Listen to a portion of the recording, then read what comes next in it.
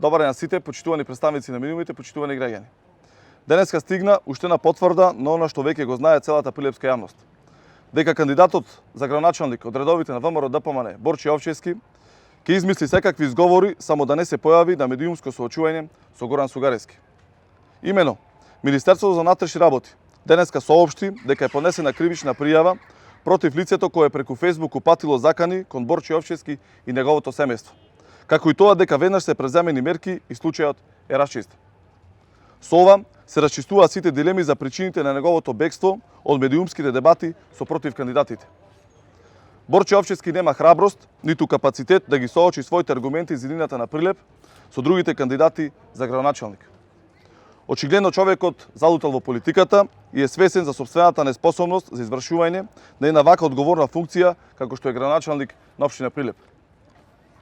Нема друго логичко објаснување за небулозите кои ги наведе како причини за одбивање учество на ТВ дебатите. Паѓаат во вода сите обиди на ВМРО ДПМН да ја прикрие очигледната неспособност и инфериорност на нивниот кандидат во однос на другите кандидати. Почитувани граѓани, секој оној кој претендира да биде прв човек на градот мора да покаже лидерство и спремност да се соочи со предизвиците и проблемите. Она што го нуди ВМРО ДПМН е обичен кукавичлук и бегање. Признавање на поразот кој дефинитивно им следува. Затоа, на 17 октомври ќе победат храброста, мотивираноста и одлучноста. Тоа се карактеристики кои се символ на Социјалдемократскиот сојуз на Македонија и на идниот градоначалник Горан Сугарески. Благодарам.